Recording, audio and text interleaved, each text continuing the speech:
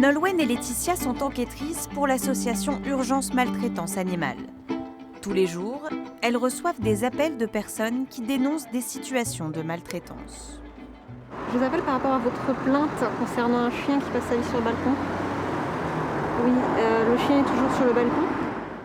Observer, faire une enquête de voisinage, confronter les propriétaires, ce n'est pas toujours simple. En maltraitance, il faut qu'on puisse voir le maître et le chien, ou le chat, ou voilà, l'animal. C'est une obligation. Si on n'a pas un visuel sur l'animal, on ne classe pas. On y retourne jusqu'à ce qu'on puisse voir l'animal. Là, on va dans un studio où il y a 3 chiens, dont 2 femelles qui sont gestantes.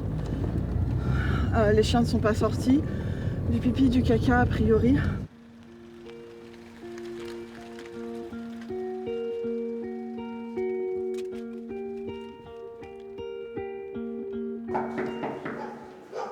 On est là pour donner des conseils, on est là pour discuter avec vous, hein, voir ce qui se passe, etc. On n'est pas dans la répression. Nous, on est là pour discuter, vous donner des conseils, voir avec vous ce qu'il est possible de faire. On fait quoi ? On fait quoi ? Chérie, tu me dis, je suis pas tout seul à prendre la décision. Bah oui, vous faites moi, ça. tu là, ça me convaincre. Les gens, ils se rendent pas compte en fait de tout ça. Donc on a négocié le mal, la maman elle reste, les chiots vont partir, ils ont été placés par les gens. Et on a vu avec eux pour faire une visite dans 3 mois, voir si la chienne reprend du poids. L'association repart donc avec Rex. Amaigri, fougueux, ce jeune berger allemand de 3 ans a eu un début de vie difficile. Battu par son éducateur, il avait été récupéré par son actuel propriétaire. C'est parfois de la maltraitance par négligence, parfois de la maltraitance parce que les propriétaires n'ont pas les moyens. Parfois des gens qui pensent sauver les animaux, qui en accumulent et puis qui se retrouvent avec 6 ou 7 animaux et puis finalement ils n'ont pas les moyens de les soigner et de les garder. Je vous appelle pour voir, vous avez accepté de prendre un chien, un berger allemand en famille d'accueil ? D'accord. En Loire-Atlantique et en Vendée, l'association a 400 familles bénévoles qui proposent d'accueillir des animaux temporairement.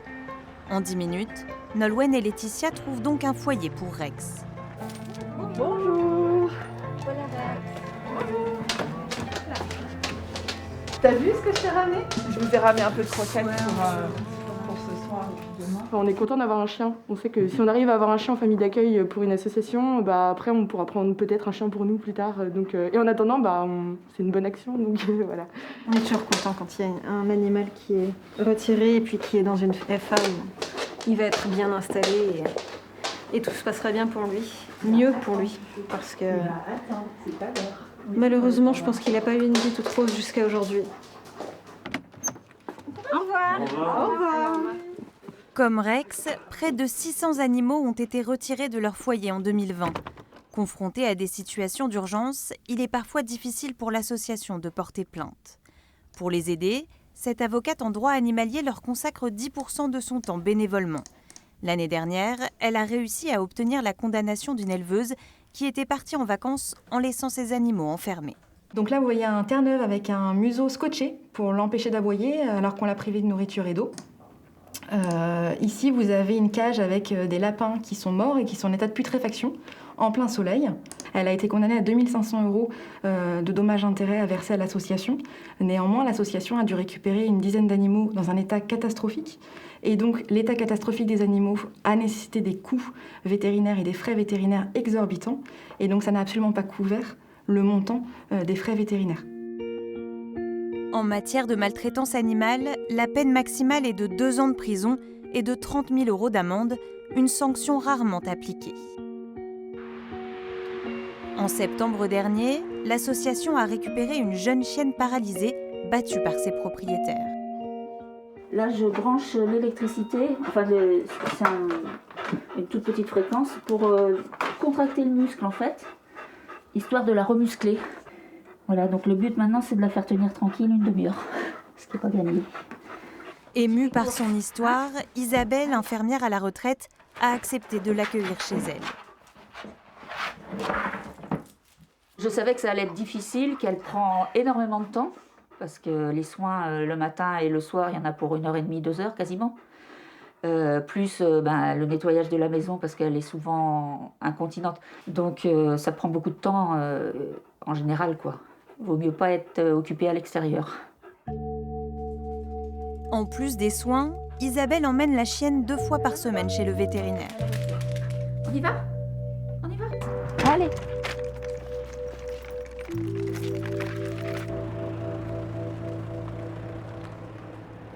Je laisse patienter là-bas, je préviens tout de suite ma collègue. Merci. Allez, tu viens? Viens, ma belle. Allez.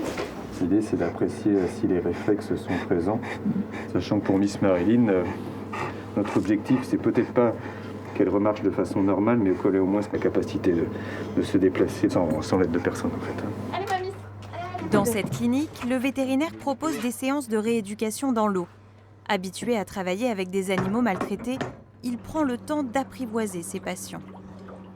À partir du moment où on a les clés, donc ça se discute aussi avec l'association, savoir dans quel contexte ils ont pu être avant, pour pas non plus les stresser.